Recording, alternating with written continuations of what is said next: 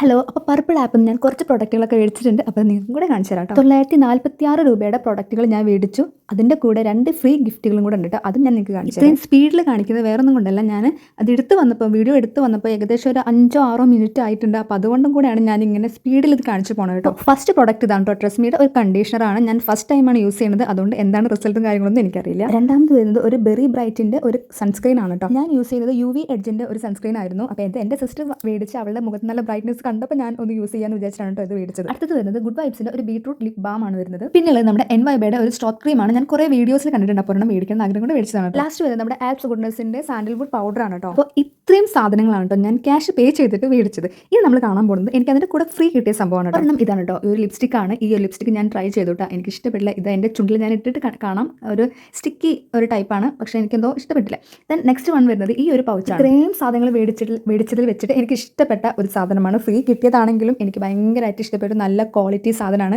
ഞാൻ മേടിച്ച എല്ലാ സാധനവും അതിൻ്റെ ഉള്ളിൽ വെച്ചു. അത്രയും സ്പേസ് ഉണ്ട് കേട്ടോ.